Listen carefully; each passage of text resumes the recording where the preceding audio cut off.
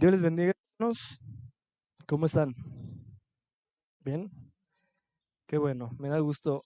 Hoy, hermanos, me toca compartir un tema al que le titulé Breves reflexiones sobre la masculinidad. Breves reflexiones sobre la masculinidad.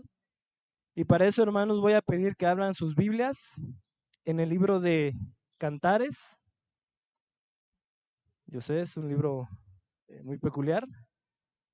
Es difícil, ¿no? Escuchar una predicación del libro de Cantares. Pero esta ocasión lo amerita. Vamos a abrir nuestras Biblias en el libro de Cantares, capítulo 2, únicamente el versículo 3. Cantares 2, versículo 3. Cuando lo tengan, por favor, se ponen sobre sus pies, porque leeremos la palabra de Dios. La escritura dice así: como el manzano entre los árboles silvestres, así es mi amado entre los jóvenes. Bajo la sombra del deseado me senté, y su fruto fue dulce a mi paladar. Pueden tomar lugar, hermanos.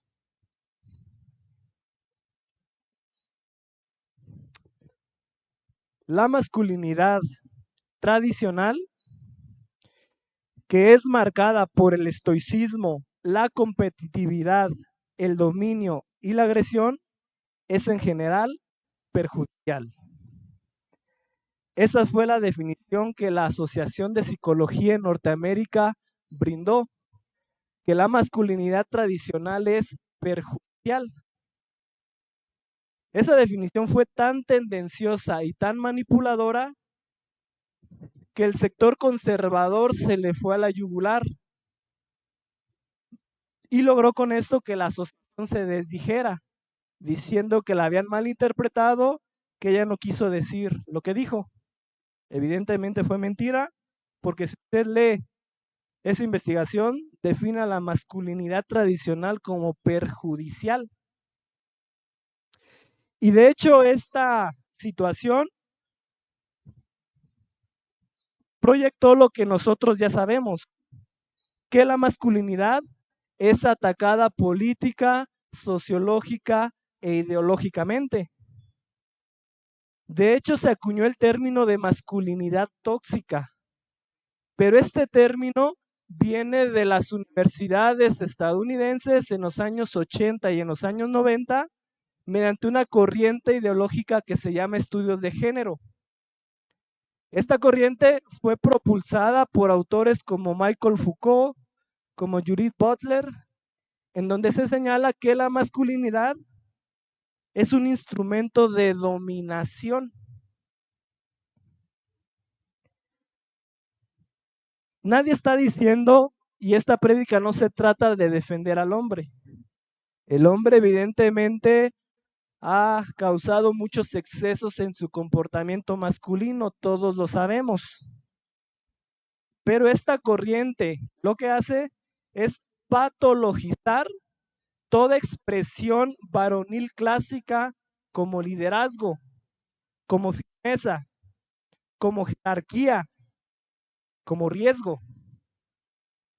De tal forma que cuando un hombre es firme en carácter, cuando un hombre tiene liderazgo, la sociedad hoy en día está dispuesta a denominarle hombre tóxico, machista, un hombre opresor, un hombre enfermo. Y esta corriente ha tenido una difusión mediática muy interesante a través de medios como la televisión, como las series, como las noticias.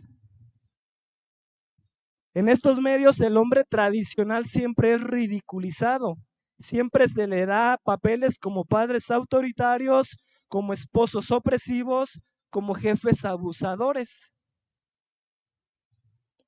Disney, Marvel, por ejemplo, han optado por desplazar al héroe tradicional masculino, que es valiente, que es protector, que es fuerte, por héroes blandengues, por héroes erráticos, por héroes suavecitos. Lo que originalmente representaba el arquetipo masculino. Por ejemplo, usted recuerde a Mufasa, el papá de Simba, que era un hombre sabio, que era un león, mejor dicho, sabio, que era un león padre, sofisticado, hasta elegante. ¿Quién no recuerda a Capitán América antes de ser deconstruido? Porque Capitán América fue deconstruido. Pero antes de ser deconstruido era un hombre honesto, un hombre líder nato, un hombre patriota, un hombre echado para adelante. Sin embargo, en la última década Disney y Marvel han procurado deconstruir la figura masculina. Uno de los casos es Thor, el martillo, que en la primera película lo ves un hombre fiero, un hombre guerrero, un hombre decidido, un hombre valiente, pero que en la película del 2017 llamado Thor Ragnarok y en la otra película que le secundó, Thor Love and Thunder, este guerrero que otrora era valiente es reducido a un bocado de pan. Este guerrero ahora es errático en sus emociones, es más bien torpe. Este guerrero es más bien con un liderazgo erradicado que tiene que ser salvado por las figuras femeninas. De hecho, el caso más paradigmático que se ha estudiado es el de Buzz Lightyear. Este guerrero espacial que es decidido, que es valiente, este guerrero que tiene como eslogan al infinito y más allá, que además de ser su misión de vida, es un llamado trascendental al hombre de decir, las hago todas, voy hasta las últimas consecuencias con tal de salvaguardar el grupo.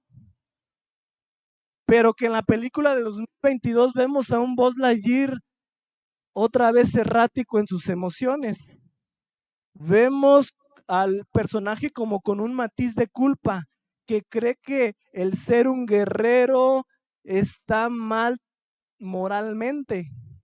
Lo vemos que al contrario es un personaje que tiene que ser rescatado por su grupo y que de ese grupo la figura predominante es la mujer que tiene que rescatarle.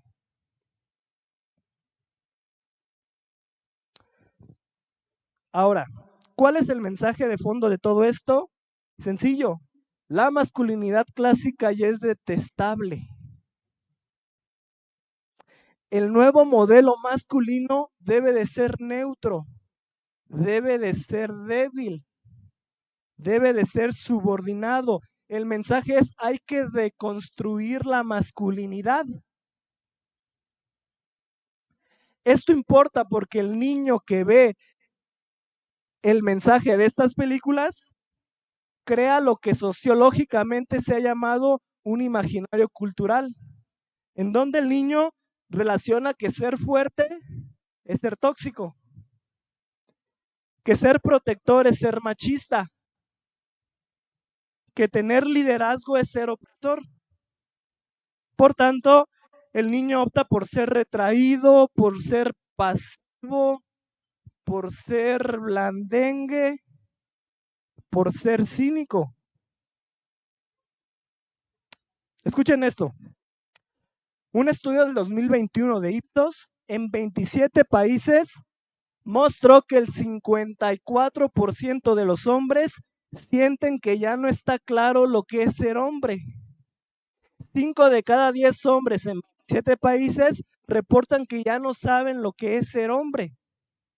En Estados Unidos, el 42% de los hombres menores a 30 años reportan en la encuesta YouGov del 2023 sentirse confundidos o en conflicto con lo que la sociedad espera de ellos. La encuesta Gallup del 2023, que es probablemente la casa encuestadora más grande, señala que los hombres que expresan valores masculinos reportan una menor validación social. Y si a esto nosotros le sumamos que en las escuelas sancionan o desalientan los rasgos que típicamente han sido masculinos, como la competitividad, como la energía, como el riesgo, fomentando las escuelas una conducta más pasiva, más emocionalmente expresiva, identificamos por qué hay una crisis en masculinidad. De hecho, el indicativo es que el 67% de los niños diagnosticados con TDA son varones. Porque el mundo está dispuesto a decir, tienes un desequilibrio mental antes que tienes la tipología del rasgo del hombre, que es tener más energía, que es ser más competitivo, y ahorita vamos para allá. Fíjate esta encuesta. La Universidad de Michigan reportó que los niños son disciplinados en un 40% más que las niñas cuando ambos tienen conductas similares. Es decir, los niños y las niñas se comportan de una forma similar con hiperactividad, pero esta universidad reportó que sancionan más hasta en un 40% a los varones en conductas similares. Hoy en día, entonces, el hombre es presionado culturalmente a adoptar formas de expresión emocional más típicamente femeninas, como la vulnerabilidad pública continua. Es pues una agenda cultural que desalienta la masculinidad. Pero esto no es todo. Fíjate, este que les habla, hace 8 años me encontraba sentado en el que en ese momento era mi iglesia. Y desde esa butaca escuché una predicación tocante al matrimonio. Y yo recuerdo que el pastor en turno, de unos 45 años de edad, mencionó la siguiente frase que hasta el día de hoy recuerdo con precisión. Él dijo: joven, hablándole al varón, tú no estás listo para casarte, ni siquiera debes de pensar en hacerlo si no tienes la posibilidad económica de sostenerte a ti y a alguien más. Joven, dijo este pastor, tú no esperes casarte, ni siquiera lo pienses si no tienes la posibilidad económica de sostenerte a ti y a alguien más. En ese entonces, yo, que me encontraba en edad casadera, entendí por qué se apegaba a los cánones bíblicos. Claro, todo pastor te dice eso. Y en ese momento entré en conflicto. Tengo que conseguir un trabajo lo suficientemente remunerativo para que pueda sustentarme a mí y a alguien más. De lo contrario, no llegaré al estándar masculino. Hoy, 8 años después, reflexiono sobre aquella frase y pregunto lo siguiente: ¿genuinamente un hombre no puede casarse si no tiene la posibilidad económica él solo de sustentarse así y a alguien más?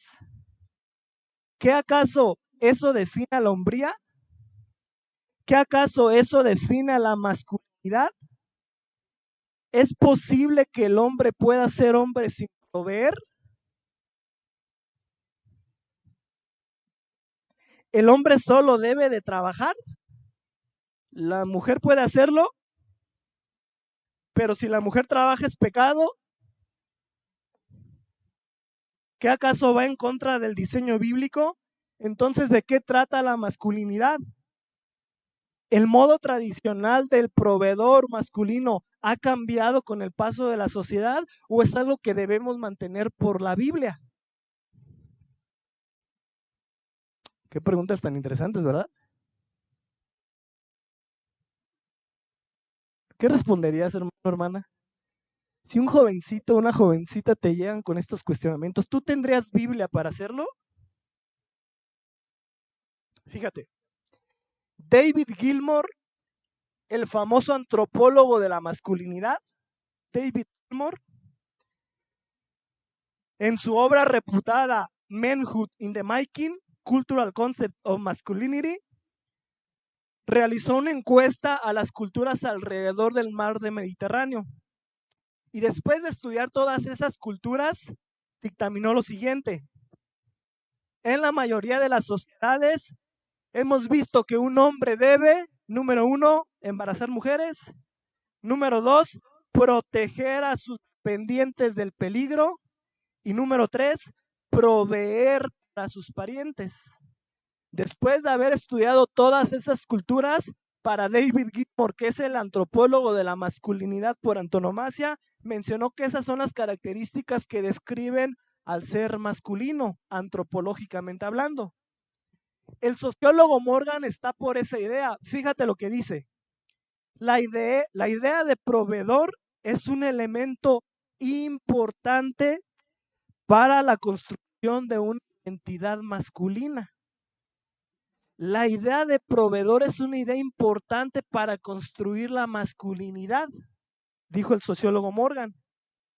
Finalmente, Richard Reeves dice lo siguiente: durante los últimos años, el papel del hombre pudo haber sido descrito como proveedor de la familia. Entonces, la sociología, la antropología, la psicología están de acuerdo. El hombre necesidad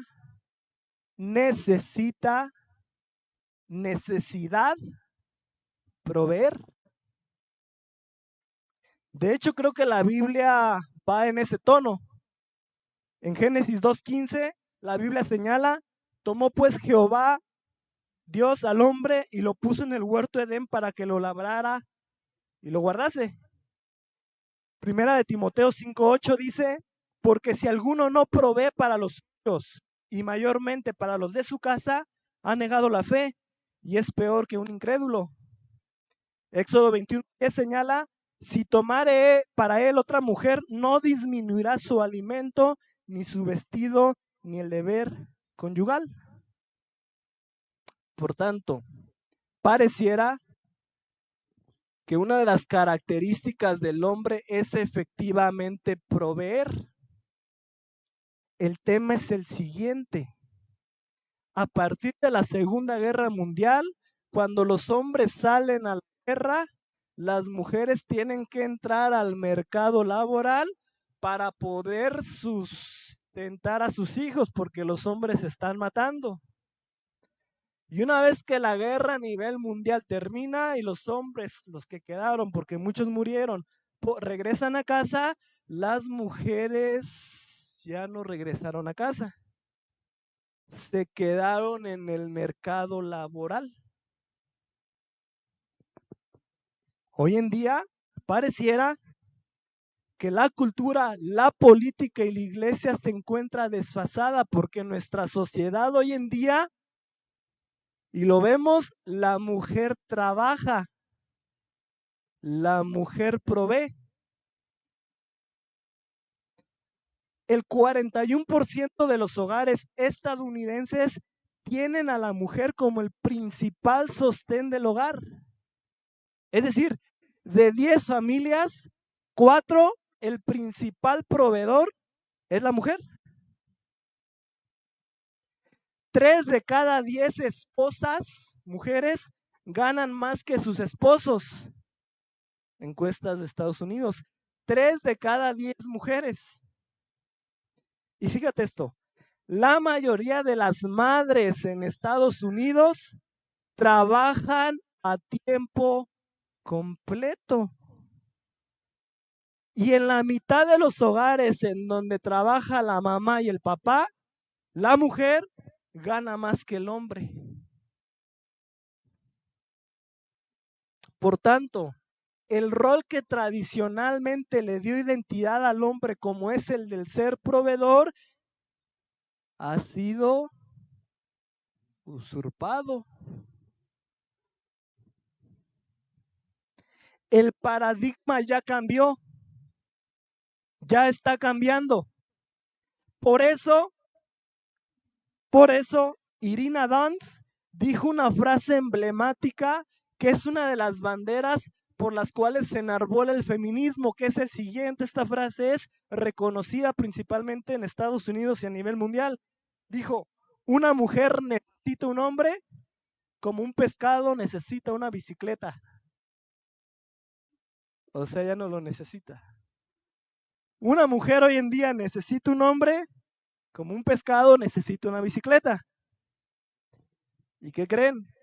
En efecto, para la sociedad actual, el hombre ya no es necesario.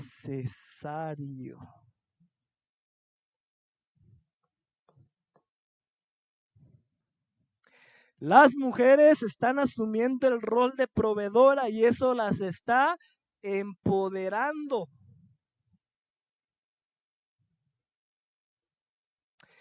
Y la generación actual de hombres carecen de identidad porque les quitaron su rol de proveedor y de sustentador, o se los están quitando. Ahora, la generación de nuestros padres y nuestros abuelos no tenían este problema. Ellos la tenían clarísima. Era esposa, trabajo, hijos y se acabó. Y vámonos. Pero lo digo bien, la generación anterior. Para eso es muy importante entender que hay diferencias generacionales. No es un capricho, genuinamente hay diferencias generacionales. Y estas diferencias se forman porque en determinadas generaciones hay procesos sociales, hay procesos tecnológicos, hay procesos estructurales, hay procesos históricos traumáticos que moldean la forma de pensar de esa generación. Cada generación entonces crece dentro de un entorno social, político, tecnológico definido.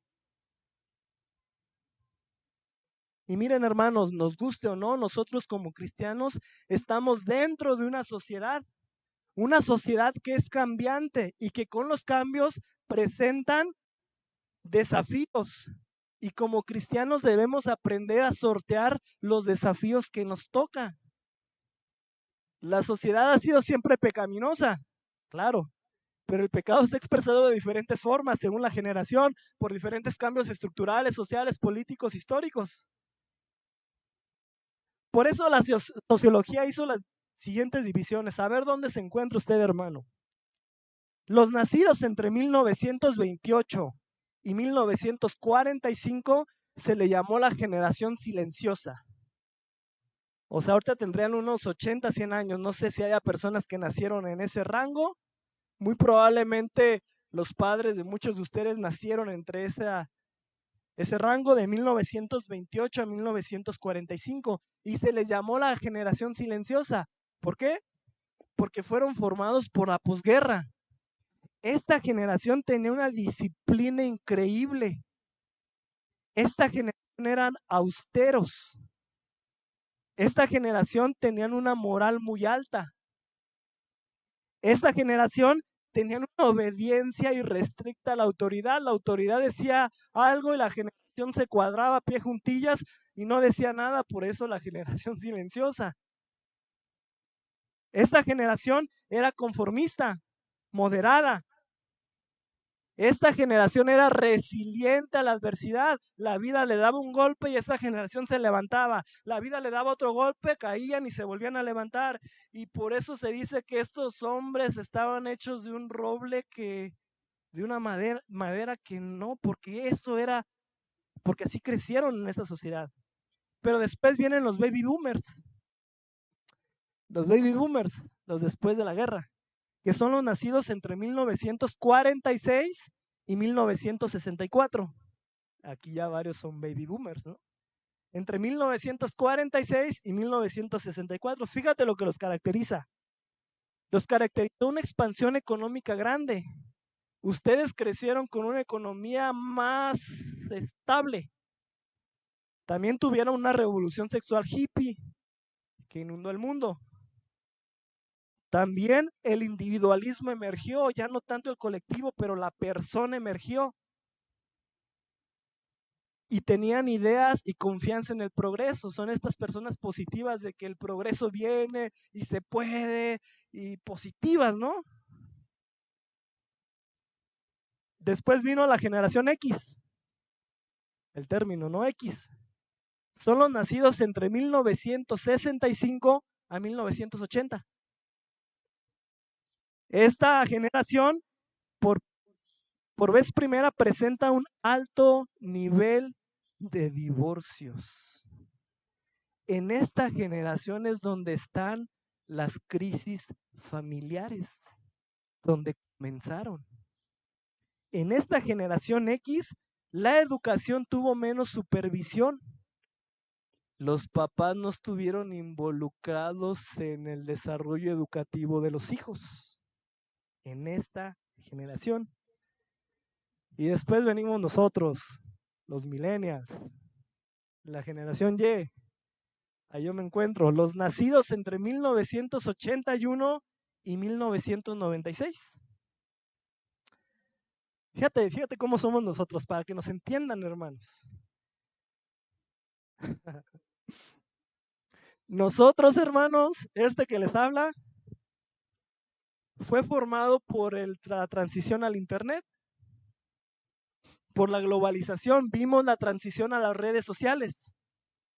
Nosotros vimos de primera mano los atentados del 11 de septiembre. Yo recuerdo el día, la hora, el momento, cómo estaba la televisión cuando vi las noticias de aquel impacto. Nuestra generación presenta, escucha esto, dificultades en el tema económico y laboral. Y por vez primera en la historia, nuestra generación ha retardado los ritos tradicionales, como el matrimonio, como el tener una casa, como el tener hijos. Esta es la primera generación que no se animó o no se anima, que prefieren una nala, pero bueno. Y luego sigue la generación Z. La generación Z son los nacidos entre 1997 al 2012. Si tú naciste entre 1997 y 2012, eres la generación Z, o también conocida como los brócolis, porque tienen el corte de pelo los jovencitos, aquí todo rapado y acá arriba bueno, sociológicamente se le conoce como los brócolis, ¿no? No le vaya a llamar así un hermano, no, o sea, somos respetuosos, pero así se llama, ¿no? Y esta generación ya se formaron con los smartphones. Ellos no vieron la transición, es que ya nacieron con ella. Ya nacieron con una tablet debajo del brazo. Ellos vieron de primera mano el COVID, la pandemia.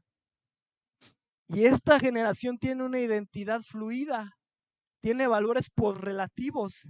Si quieren ser una vaca, son una vaca y se presentan al mundo como una vaca. ¿Por qué? Porque son vaca. ¿Por qué? Porque ellos creen, porque sus valores son relativos.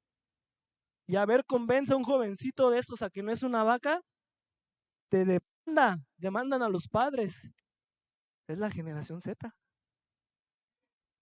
Y después, la última, viene la generación alfa. Los nacidos del 2013 para acá. Y estos ya tienen IA, inteligencia artificial, tienen una nueva alfabetización, ya en la escuela le van a enseñar alfabetización visual, alfabetización de toda índole. ¿Qué quiero decir con esto, hermano? Que el camino, escucha bien, que el camino que siguió la generación silenciosa y los baby boomers no es el camino que los millennials, que los brócolis y que los alfa van a seguir. Los papeles han cambiado. Por eso cuando un pastor de la generación silenciosa o la generación baby boomer se pone aquí y dice, joven, si tú no tienes para proveerte a ti y a alguien más, no te cases, ni siquiera pienses hacerlo, está hablando desde el sesgo de su generación. Porque en su generación se podía. ¿No me creen? Escucha estos datos. Los baby boomers, 8 de cada 10 familias baby boomer tuvieron su casa propia. La pudieron comprar a la edad de 20 y 30 años. 8 de cada 10 familias. Y en esa generación, el hombre tenía la posibilidad de ser el único proveedor. 8 de cada 10 familias al hombre le alcanzaba, porque recordemos, tenían este desarrollo económico, este progreso. La generación X también pudo conseguir propiedad, casa propia, pero solo fue el 64%, ya no el 80%. 6 de cada 10 familias tuvieron todavía casa propia. Y aquí el hombre todavía representaba el primer sostén proveedor, pero la mujer en esta generación ya se fue añadiendo a la provisión del hogar de forma más informal. No era la principal proveedora, pero ya comenzó a proveer. Y luego, los millennials. Mi generación. De cada 10 familias millennials, solamente 3 van a tener casa propia. Las otras 7 van a rentar de por vida. ¿Por qué? Porque el costo de la vivienda en esta generación con respecto al salario ha aumentado 3 veces. ¿Qué significa? Que las cosas subieron 3 veces más y el salario se estancó. El salario quedó igual, de tal forma que la generación baby boomer o silenciosa que compró una casa, imagínese, hermano, 3 veces más dinero del que invirtió, 3 veces más tiempo del que invirtió, 3 veces más esfuerzo del que invirtió. Esas son nuestras problemáticas actuales. Y aquí los hogares ya son dual income. Aquí, hombres y mujeres le entran parejo. Proveen. ¿Por qué? Porque la renta, porque el 40 o 50% de un salario se destina para la renta. Del 40 al 50% de un salario en esta generación se destina solamente para la renta. Les digo la generación Z, o ya mejor ni le seguimos. A ver, mis brócolis. Generación Z, una familia de cada 10 tendrán casa propia. Los otros 9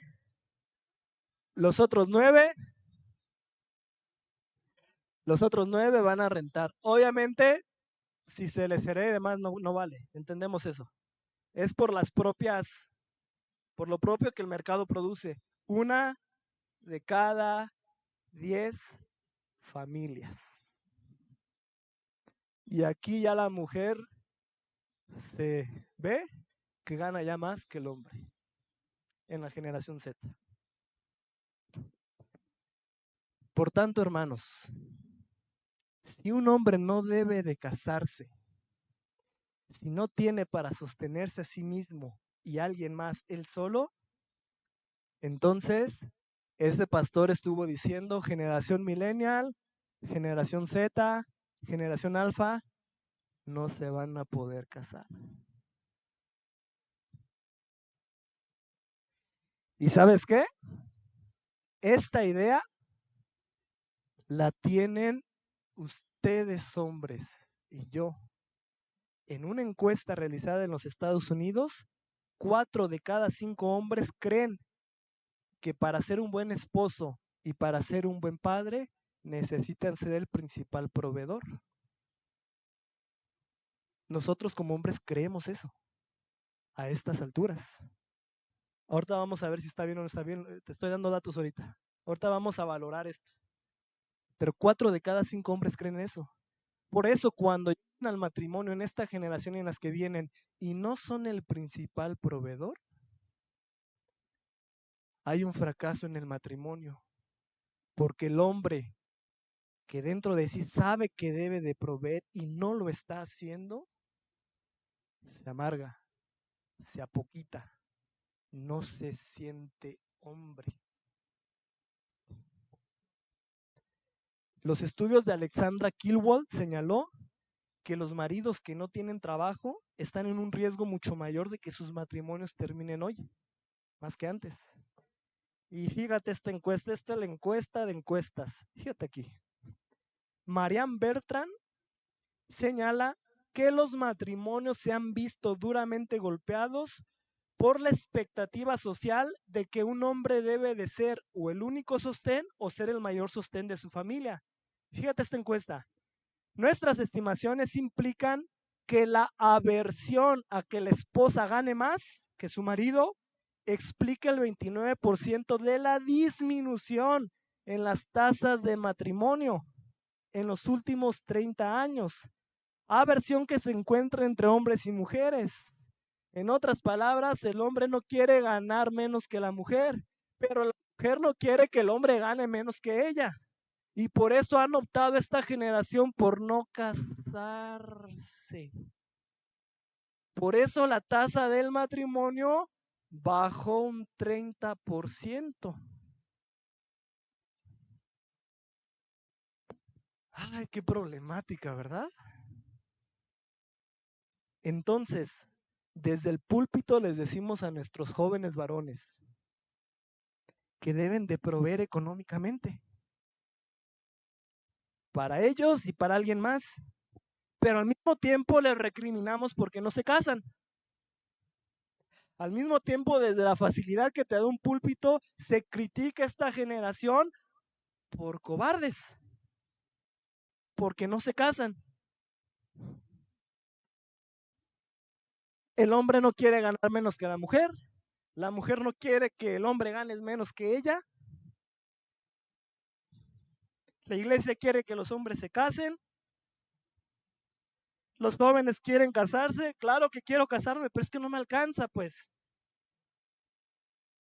Y si a eso le pides que dos jovencitos de enamorada quiere una boda para 100 personas, una boda que según datos del INEGI te sale entre 150 y 170,000 pesos para 100 personas, un promedio, el hombre dice,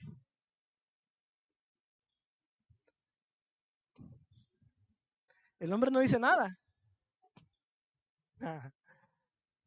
Y si además quieren una luna de miel, ya no en Divertiola, sino en Cancún,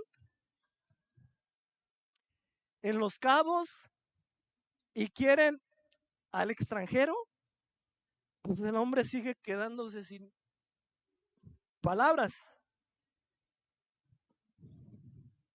¿Y sabes qué ha hecho la iglesia para esta problemática? ¿Sabes qué hace la iglesia cuando toca temas de matrimonio, de masculinidad y de feminidad? Hermano, yo tengo 10 años en esto. Yo he escuchado infinidad de predicaciones de matrimonios, de masculinidad y de feminidad. Y lo que hace la iglesia es decirle, hombre, aunque llegues cansado, plancha y lava los trastes. Y mujer, respeta a tu marido y llega, quítale las botas y dale un masaje y se quedan hasta ahí. ¿Cuándo has visto que una iglesia toque esta problemática actual? Porque a la iglesia no le interesa. O por ignorante. Porque nadie se quiere meter a estos temas espinosos. ¿Qué hacemos? Claro, es fácil decir, el modelo bíblico es, claro, ese es el modelo. ¿Y qué haces con la problemática actual? ¿Qué haces con la sociedad actual donde un salario ya no alcanza? No, si hace falta valentía para meterse a esos temas espinosos, porque difícilmente, y yo sé, yo lo supe en toda esta semana, yo difícilmente de lo que ahorita diga voy a salir bien librado con todos ustedes, hermanos. Yo lo sé, pero de eso se trata, de al menos traer a la palestra temas duros. No se trata de darle la vuelta, así cualquiera, ¿verdad?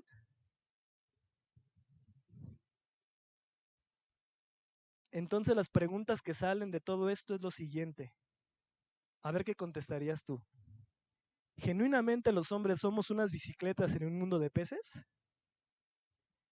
¿Es verdad que el hombre no necesita más en la sociedad? Como iglesia, ¿qué debemos hacer? Debemos regresar a las mujeres a la casa para que los empleos se desocupen y los hombres puedan obtener trabajos. Esa es la solución que como iglesia tenemos, a que las hermanas cristianas no trabajen, porque nos están quitando nuestros puestos. Bueno, y si hacemos eso, ¿genuinamente impactaría a nivel mundial?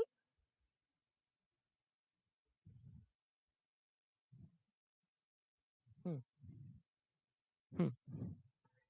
¿Y si mejor le quitamos al hombre su carácter de proveedor?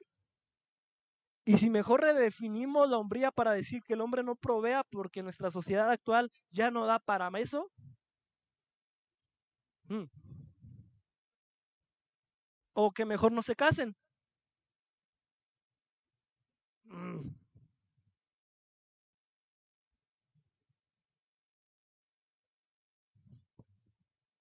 ¿O todo es por fe?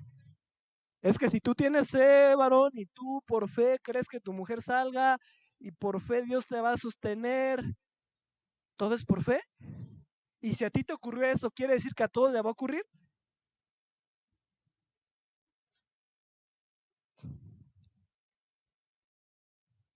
Y las preguntas del principio, ¿genuinamente la masculinidad es tóxica? ¿Se debe censurar toda expresión varonil como el liderazgo, como la firmeza, como el riesgo, como la jerarquía? ¿Ustedes creen que nuestras jóvenes en esta iglesia y nuestras mujeres han comprado la idea de la masculinidad tóxica?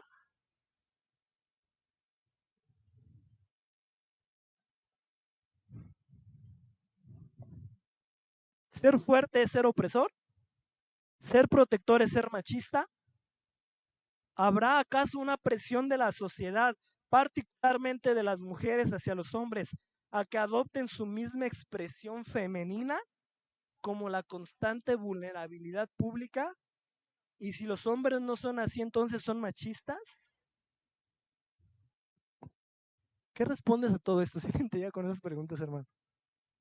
¿Tenemos respuesta para eso? ¿Los líderes tenemos respuesta para eso? Los que tienen más años en el Evangelio, ¿tú pudieras orientar a un joven que te presente esta problemática?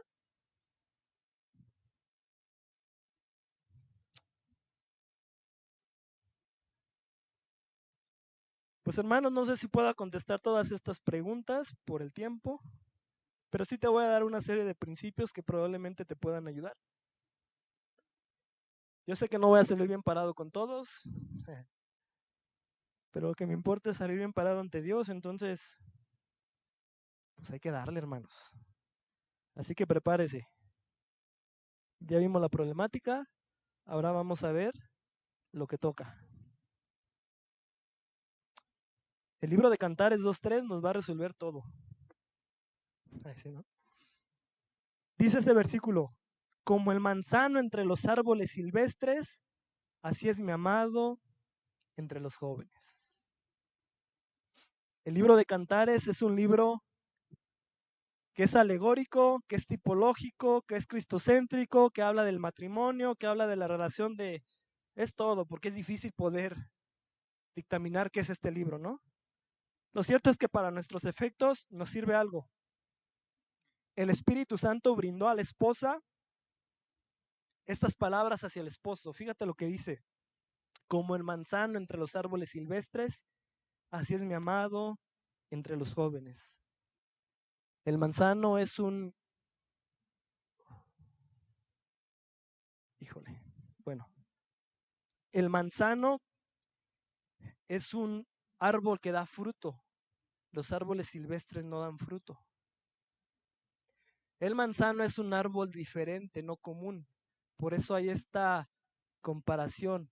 Mi amado es como el manzano en medio de los árboles silvestres infructíferos.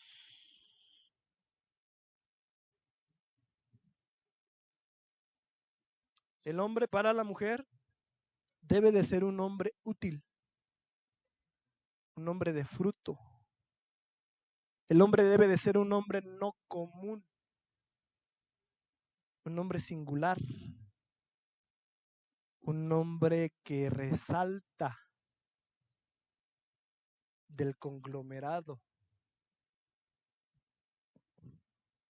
El hombre debe de seguir lo que su naturaleza le dice que haga. Como manzano, producir manzanas. Porque tiene esa naturaleza. Y a continuación vamos a ver la naturaleza de la masculinidad. En el siguiente versículo, la escritura señala, bajo la sombra del deseado me senté. Esta sombra habla de protección. La mujer le está diciendo al varón, tu sombra, bajo ella me senté, me resguardé, me protegí. Ahora, ¿cómo el hombre podría proteger a la mujer si no tiene la capacidad para hacerlo? El hombre debería de tener la capacidad innata para proteger a la mujer. Y la solución es que sí la tiene.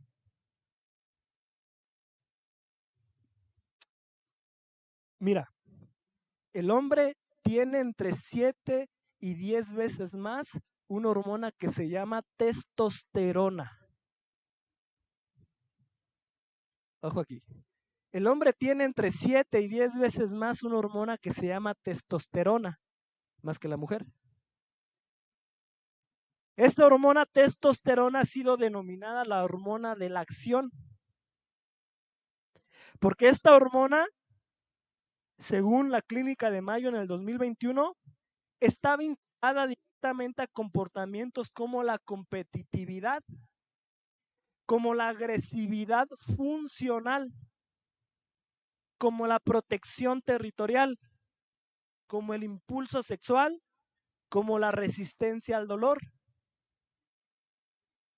Sí, no es que una hormona te obliga al hombre, no, porque en todo momento el hombre tiene el carácter para poder ir en contra de muchas de las inclinaciones que tenemos.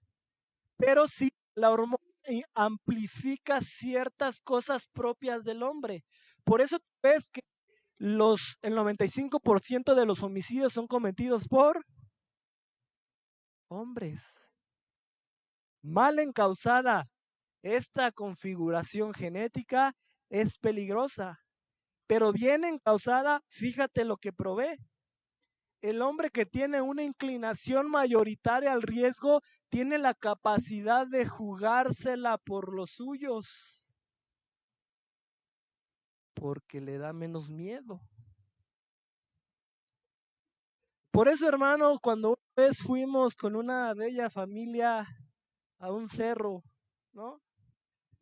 Y que vamos al cerro y encontramos que pues estaba incendiando, hermanos. Muchos pensamos nos quieren matar los hermanos, pero no fue así, fue sin querer, ¿no? El incendio. Y de pronto sale el jefe del clan para arriesgar su vida resguardando al grupo, porque es lo que un hombre hace, porque tiene 7 o 10 veces más testosterona dentro de él, porque es un hombre. Y si tú le preguntas a la mujer, ella probablemente estaría o ha estado muerta de miedo, claro, porque por ella viene la descendencia. Ella no necesita tener esta configuración, ella lo que necesita es ser precavida en la vida para que la descendencia pueda seguir, para resguardar a sus pollitos. Por eso cuando no se identifican bien estas cosas, luego hay conflicto. La mujer cree que el hombre no le interesa nada en la vida y se arriesga y el hombre es que eres una cobarde, anímate. Espérate, es que hay algo dentro de ustedes que al hombre lo hace ser echado para adelante, valiente, competitivo por los recursos, arriesgar su propia vida en pro del otro. Y la mujer está destinada a guardar, a resguardar, claro, porque es la función que Dios le dio. Y si nosotros no entendemos como esto, nos vamos a horas interminables en peleas, porque hay una configuración distinta, divina.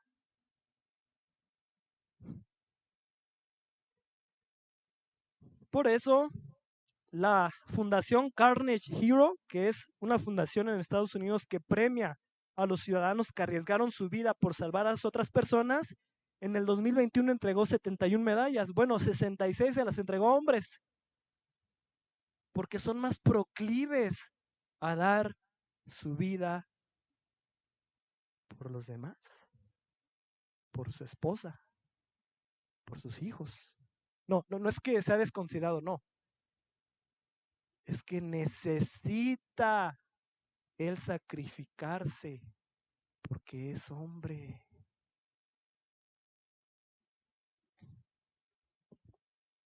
¿Cómo una mujer se sentiría protegida sin esta configuración interna?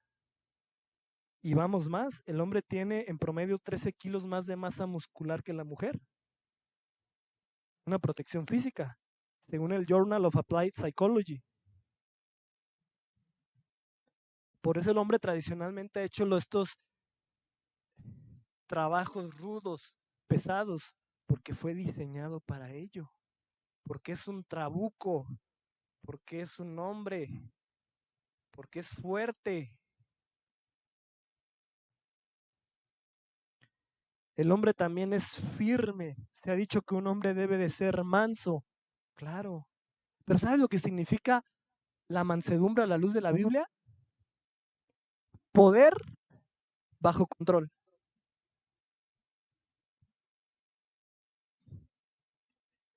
El hombre no debe de carecer de poder. Tiene poder, pero el hombre cristiano lo tiene controlado por el Espíritu Santo.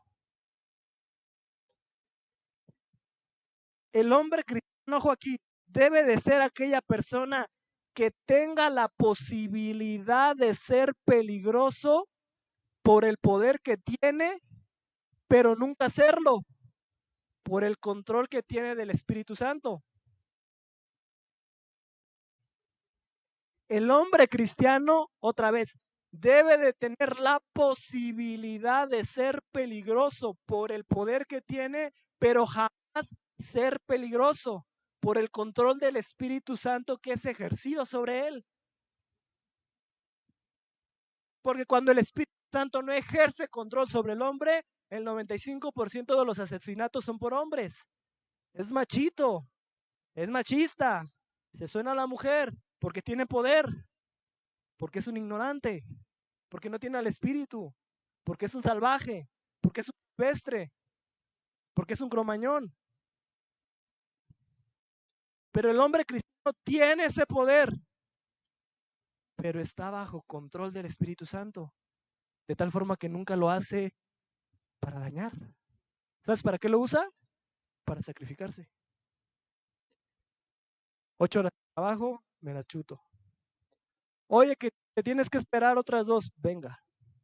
Oye, que llegando tienes que hacer esto, le damos. Oye, pero porque tiene poder controlado. Lo raro aquí son los hombres que no les gusta trabajar. Son los hombres que estiran la mano para que les den. Son los hombres no sacrificados. Eso es lo raro.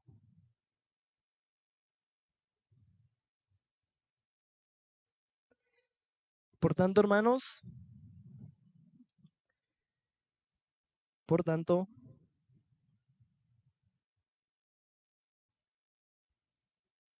hermanos, es lo siguiente.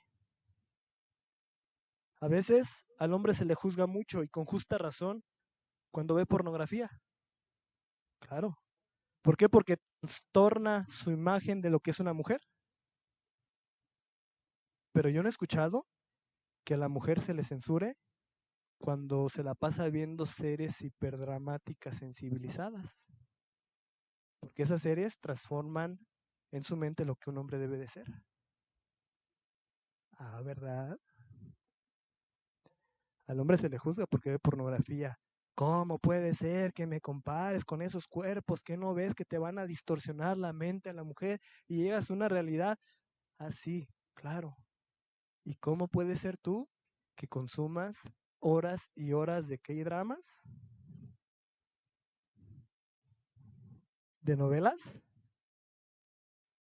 Donde modifican la imagen de lo que un hombre debe de ser. Porque cuando llegues a tu realidad, vas a querer con esa imagen trastocada que un hombre sea así. ¿Y por qué desde el púlpito no se censura eso? ¿Por qué solo la pornografía de los hombres? Por ignorancia, yo creo. ¿Crees que es muy duro esto? ¿Crees que estoy exagerando? A ver. Los K-dramas han consolidado, los K-dramas, para los que no lo sepan, Generación Silenciosa y Generación Boomer, los K-dramas son estas novelas coreanas que se pusieron de moda. Son dos coreanitos enamorados y pues de pronto pegó y se trata de eso, del enamoramiento de dos coreanitos durante varias temporadas, ¿no? Y ahorita es lo que hay, son los famosos K-dramas que vienen de la cultura K-pop de allá de Corea. Los K-dramas han consolidado lo que se conoce como la soft masculinity, la masculinidad suave. Son datos, ¿eh? Ahí va. Al hombre me lo han afeminado. Entre el 2011 y el 2017, el mercado de cosméticos masculinos creció en un 44% por influencia directa de los K-dramas y de la cultura K-pop. El tema con los K-dramas es que representan una sobreidealización de la figura masculina. Fíjate.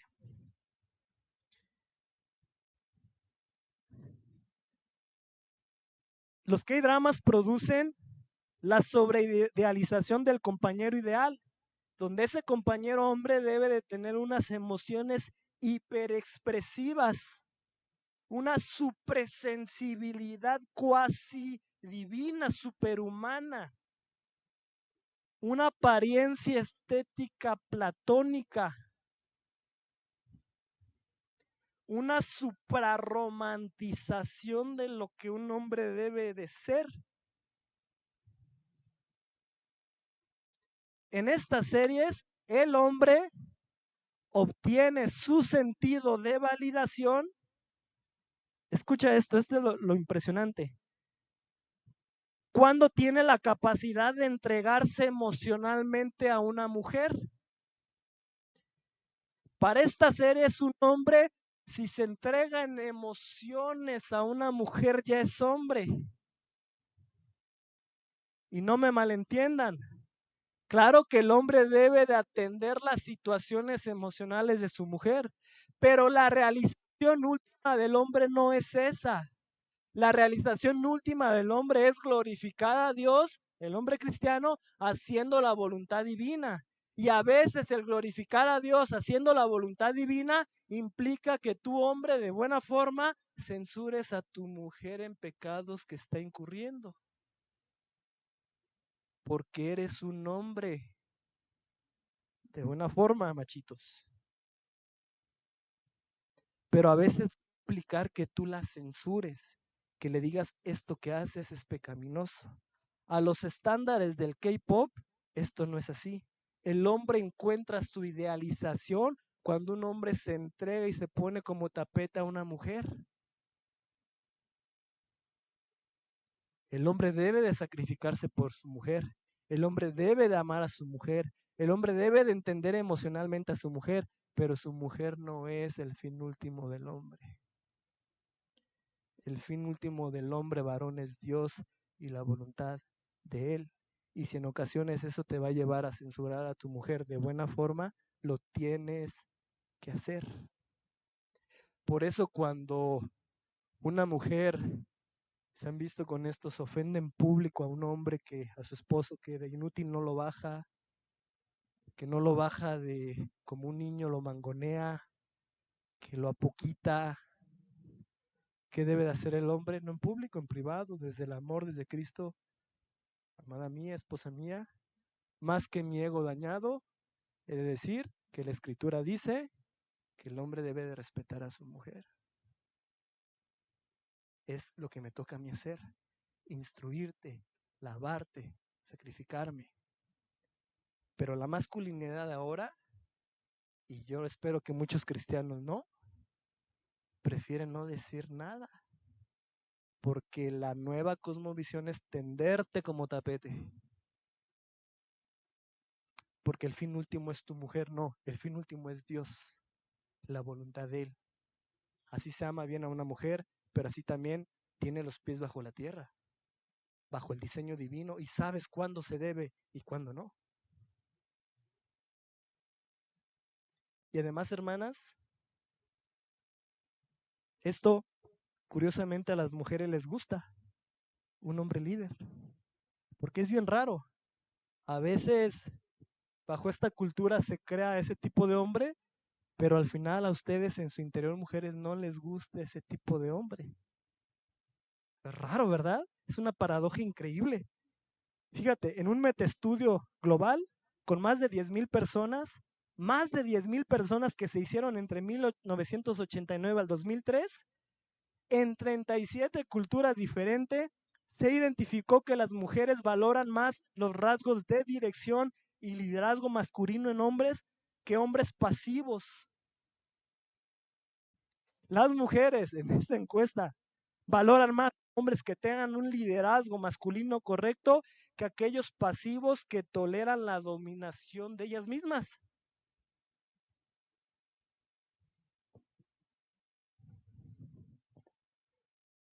Entonces, si tú, hombre, tienes la idea de que el eludir los problemas, del que ser pasivo, del que ser, hermano, no, tú eres líder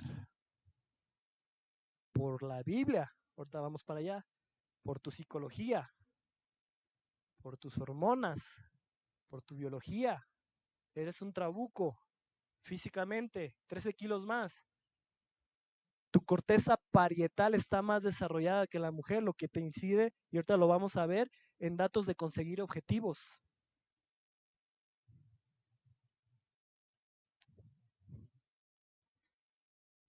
Y continuamos con el texto.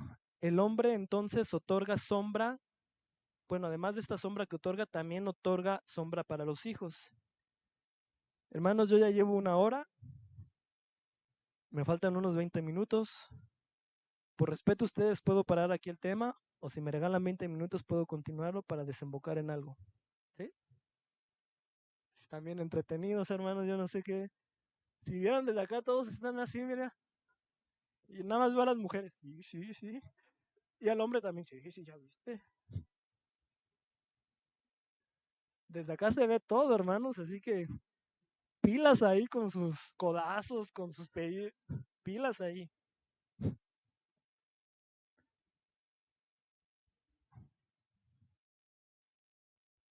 A la pregunta, ¿el hombre es necesario? El hombre es necesario, y te voy a poner un ejemplo en la paternidad. Los niños de 3 años, ¿quién tiene niños de 3 años? Bueno, los niños de 3 años con la figura del padre comprometido tuvieron puntajes más altos en prueba de desarrollo cognitivo. La tasa de mortalidad infantil era el doble entre los niños cuyos 2 padres no figuraban en su certificado de nacimiento, según el estado de Georgia reportó. Rob Pawlowski, profesor de desarrollo humano y estudios familiares de la Universidad de Delaware, ojo lo que dice, los padres juegan un papel particularmente importante para estimular la apertura de los niños en el mundo, animándoles a asumir riesgos y a defenderse a sí mismos. El hombre participativo, porque luego hay hombres que no son participativos en la crianza, eso es peor que no tener padres, según estudios. El hombre que se involucra en tiempo, el hombre que se involucra en amor, el hombre que se involucra en conversaciones, estos son los resultados que produce. Porque si hay un hombre que parece más un mueble porque nunca se involucra en el desarrollo de su hijo, es peor, es más nocivo. Y ahorita lo vamos a ver. Las tasas de delincuencia son más bajas entre los adolescentes cuyos padres se encuentran involucrados. Las niñas de, ojo aquí, las niñas de 16 años que están cerca de sus padres participativos tienen mejor salud mental a los 33 años. El rol fuerte del padre para con los hijos ocurre al final de la infancia y al principio de la adolescencia. Es ahí donde su rol, el padre, cobra más sentido, porque les enseñan a no tener miedo, a afrontar riesgos. Y el hombre que no fue participativo en la crianza en estas etapas, el niño, la mayoría nace con miedo, no nace, se desarrolla con miedo, tiene miedo a afrontar riesgos, es temeroso, es pusilánime, es retraído, porque el padre no estuvo presente. Y no presente, sino participativo. Entonces, ¿el hombre es como una bicicleta para los peces? No. No, tiene un rol muy importante para con su mujer, para con su familia, para con sus hijos.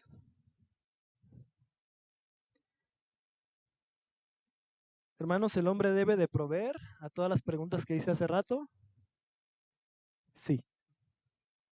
No hay forma que el hombre, para ser masculinidad, porque una cosa es el sexo masculino, otra cosa es la masculinidad, para que sea un hombre masculino, debe sí o sí proveer. El hombre fue hecho para ser proveedor. Génesis 2:15, tomó pues Jehová Dios al hombre y lo puso en el huerto de Edén para que lo labrara y lo guardase. Ya la leímos, primero de Timoteo 5:8, porque si alguno no provee para los suyos y mayormente para los de su casa, ha negado la fe.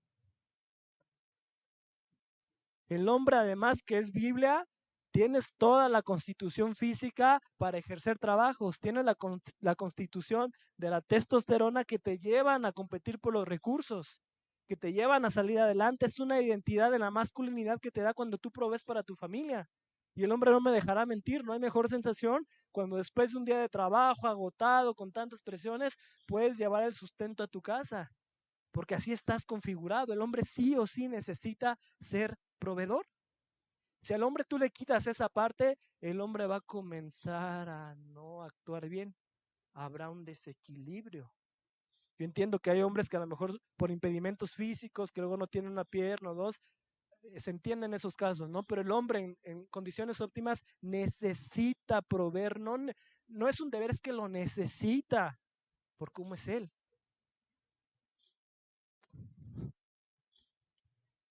Y hermanos, es cierto que la economía ha cambiado. Hoy en día y prácticamente la generación que viene va a ser imposible que con un solo salario se sustenten las familias. Pero antes quiero darte una indicación. La escritura dice, no he visto al justo desamparado, ni su descendencia que mendigue pan. Hazle como quieras antropológica, sociológicamente, hazle como quieras, que el mundo lo haga como quiera, pero desde el cielo hay una premisa para ti, hijo de Dios, y solo para ti, hijo de Dios.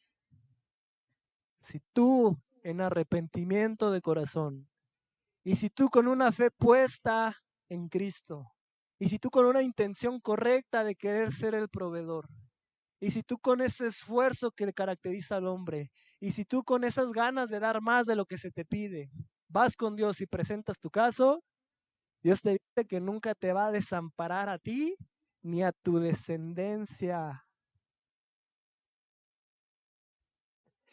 Joven, si tú tienes temor a casarte porque no sé si me va a alcanzar o no, y ahora con esta predicación, no, pues yo quiero ser de esos millennials que pues no se casan, no hermano, no seas cobarde. Sé valiente porque es honroso casarse, porque no es bueno que el hombre esté solo, es bueno que te cases.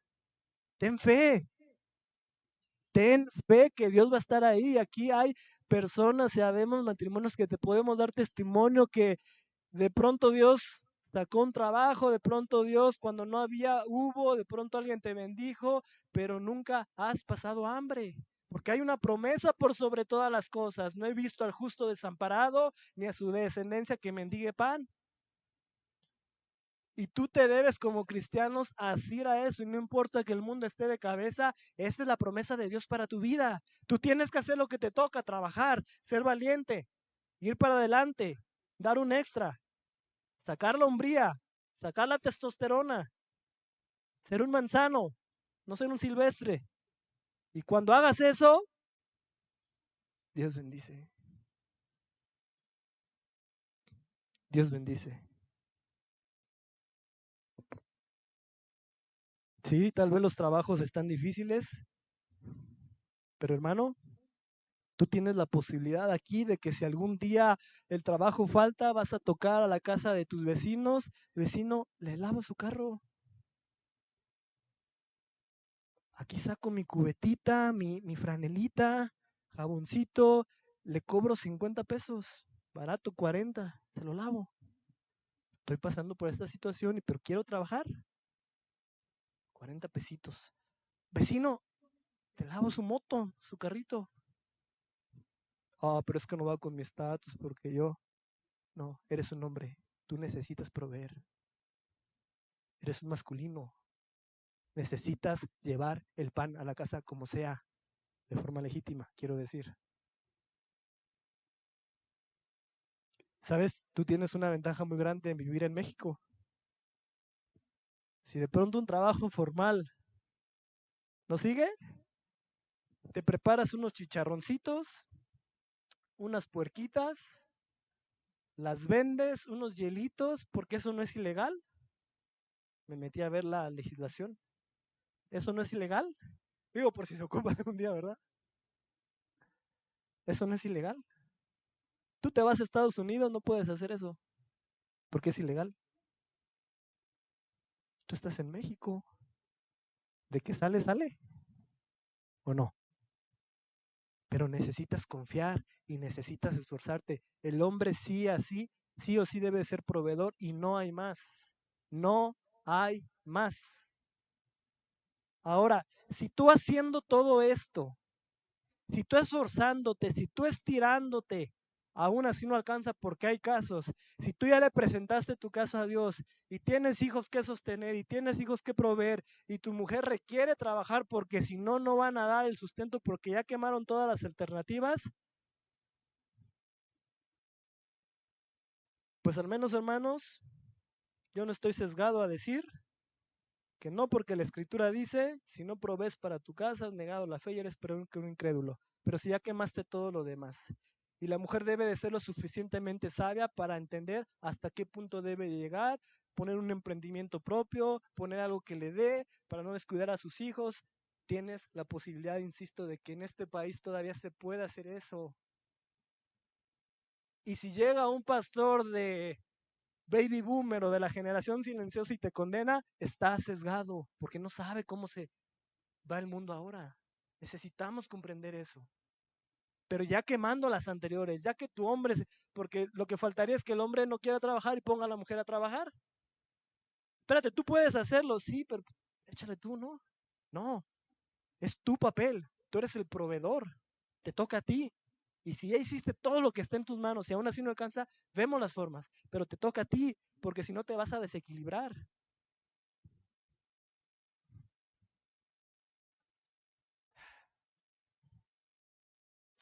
Hermano, si no tienes casa propia, pues qué, diremos como los de la teología de la prosperidad, que el hombre está para, que es el hijo de Dios y que tú no debes de rentar porque nos decían eso, porque yo pasé por ahí. Aquí en la iglesia de Torre Fuerte, claro que digo el nombre porque están bien errados, la iglesia de Torre Fuerte que tiene la cobertura de Cash Luna, decía, porque yo estuve ahí, ¿no? Decían que nosotros no estábamos para, ¿cómo decían? Nosotros estamos como hijos de Dios para tener casa propia. No estamos para rentar porque somos hijos del Altísimo. Bueno, son unos codiciosos de primera. No estoy diciendo, si tú tienes la posibilidad de tener una casa, adelante. No está mal. Pero si las posibilidades no te dan, no te amargues. Porque no tienes, porque eres forastero y peregrino. Porque tu morada al final no es aquí. Porque no vas a dedicar todo el tiempo de tu vida no poniendo la atención a los hijos, no poniendo la atención a la esposa, por querer tener una casa propia. Y cuando la tengas, tu familia destruida. ¿Por qué? Por codicioso. Por dinerero. No, si no tienes la posibilidad, No pasa nada, renta. Y ten tu lugar bonito y pinta y el foquito se está... Pon otro foquito. Y si, hermano, luego no tienes para carne todos los días, frijolitos, hermano, pues qué, una carne por semana, pero no pasa nada, porque eres forastero y peregrino. Hermana, si tu luna de miel no es en Cancún, si no tienes la boda que deseaste, ¿qué? ¿Qué? Es que no lo voy a poder poner en Instagram, claro. Tú estás casado ante el civil, en el momento en el que tú firmes y te casas así para Dios ya te dio la bendición. Es que nosotros seguimos anquilosados en el catolicismo, en donde el rito religioso es sacramento. Y si no se hace esa boda, esa magnánima, estamos fallando con el sacramento. Espérate, no es así. Tú te casas ante el civil, Dios te bendice en el momento porque Dios respalda el gobierno. Y si no tienes la posibilidad de gastarte 150,000, 170,000, no pasa nada, hermana. Y me dijo con ustedes porque ustedes son las primeras que perpetran eso, la verdad. La verdad. Habrá hombres que sí, yo sé, pero el 90, 80% eres tú, hermana. Ponerle ese peso a ese jovencito que ya se animó, ¿no? Ya, ya se animó, hermana. Y todavía sales con tu lista. No puedes. No. No seamos materialistas, hermanos. Y si podemos, hay que hacerlo. Es un día, claro, hay que hacerlo.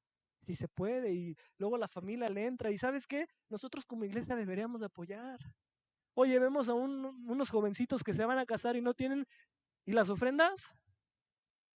También habría que destinar para ello, ¿no es así? Si no tienen para el juez para casarse, hermanos, aquí estamos. Porque esa es una iglesia, es coinonía. No solamente hacer carnes asadas, no. Cuando realmente hay necesidad, ahí los hermanos están. Y si tú tienes la oportunidad de bendecir a alguien que se está casando y que no tiene los dineros, hazlo, hermano. Finalmente, les dije 20, ¿verdad? 10 más y termino. 10 más y termino. Finalmente, y ya con esto cierro, la escritura dice, y el fruto y su fruto, el del hombre es dulce a mi paladar. Se sabe, como dice Richard Reeves, que la masculinidad se define tanto por la biología, como ya vimos, pero también la masculinidad, no el sexo masculino. Ese viene de biología. La masculinidad es algo que se logra.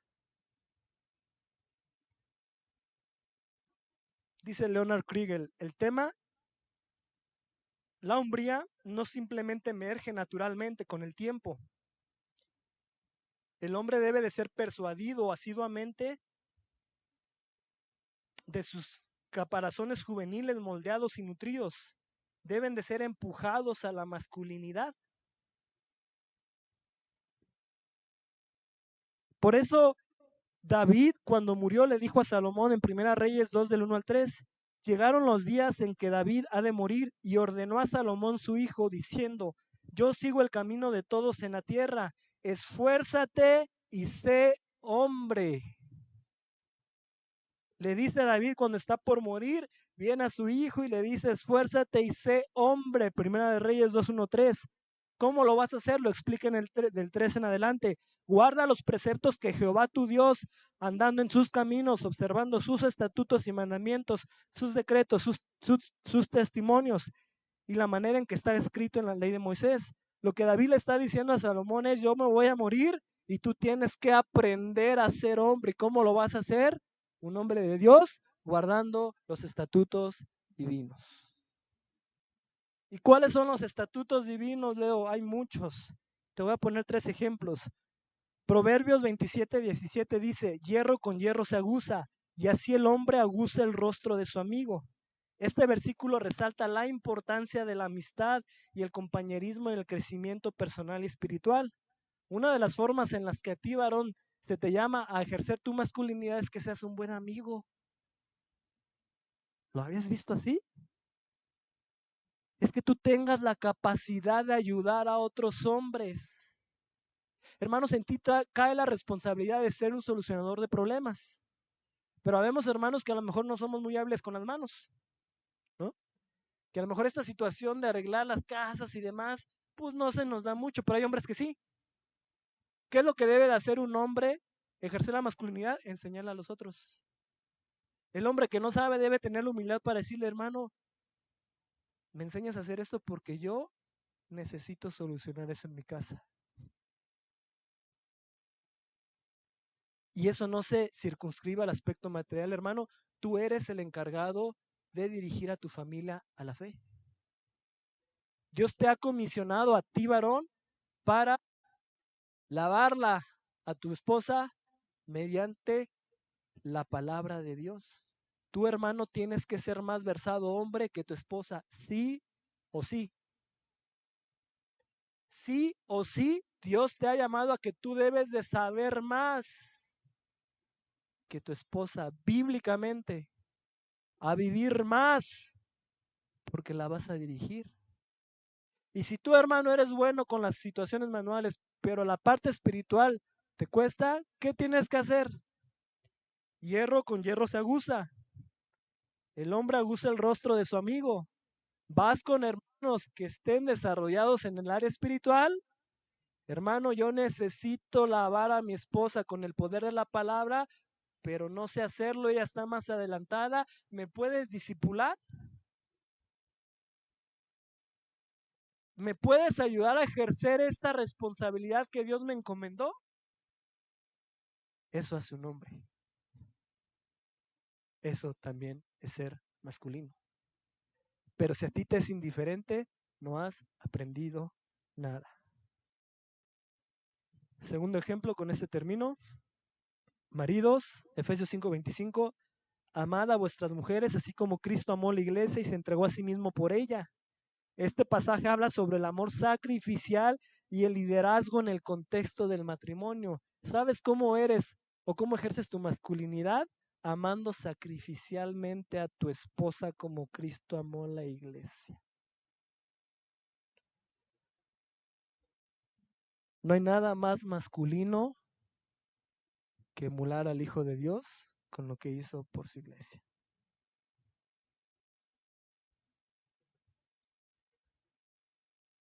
Tienes que amar sacrificialmente, te tiene que costar, porque el sacrificio cuesta. Si tú estás amando sin que te esté costando, no estás amando bien. Porque el amor es sacrificado, te tiene que costar. Cuando la mujer no requiere ser amadas, porque hay momentos en donde las mujeres por lo que hacen o por lo que te dicen o por cómo se comportan, no te nace amarlas, es ahí donde se tiene que amar más. Porque es lo que Cristo hizo por su iglesia. Una vez platicaba con un hermano y hablábamos sobre oraciones que hicimos en algún momento de nuestra juventud. Dijimos, Dios, quiero ser más como tú, quiero semejarme como tú, Cristo. Sí, yo como tú, y esa es mi oración. Y Cristo escucha. Y de pronto te da esposas o te da hijos, o a ti mujer te da esposo, donde necesitas ejercer misericordia. Donde necesitas perdonar como Cristo perdonó. Porque ¿cómo serías como Cristo si no perdonas lo imperdonable?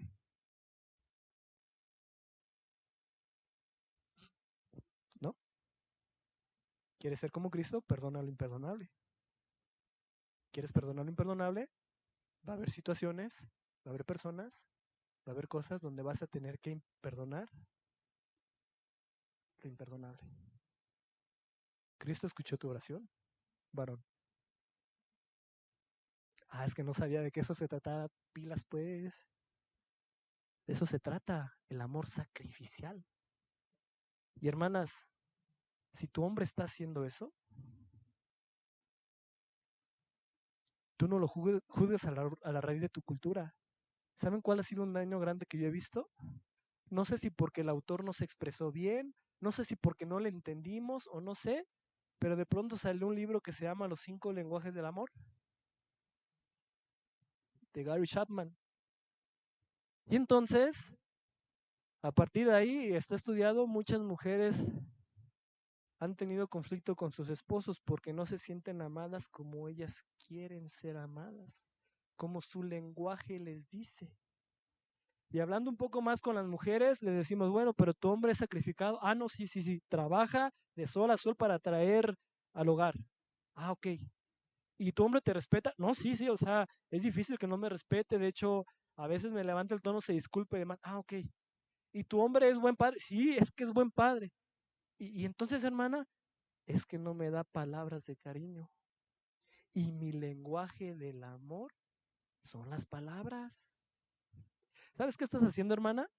Estás diciendo el criterio último para el amor lo voy a dictaminar yo.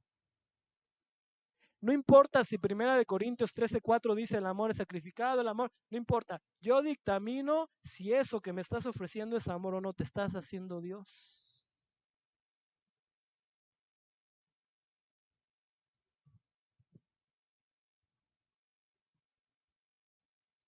Y entonces ya si no se te ama como tú quieres ser amada en tu lenguaje específico a la hora que tú quieres, es un tóxico.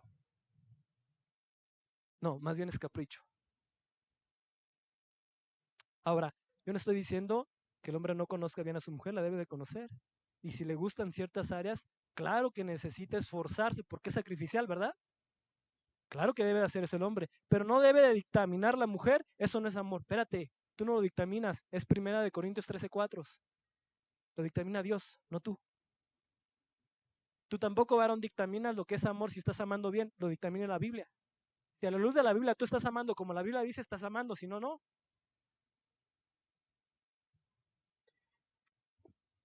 Y finalmente, 1 Corintios 16:13-4, velad, estad firmes en la fe, portaos varonilmente y esforzaos. Todas vuestras cosas sean hechas con amor.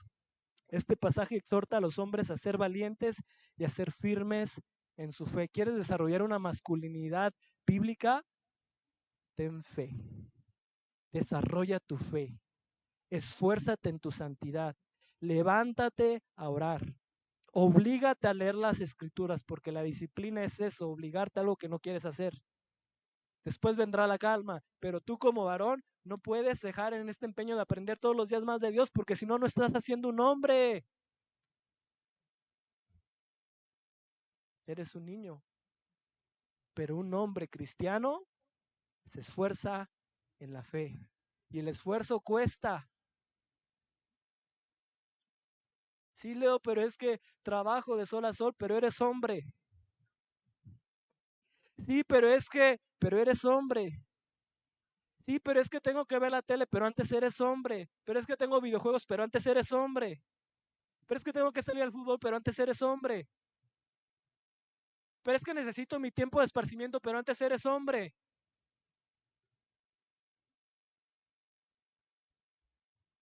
Es bien raro un hombre que es disciplinado en el gimnasio.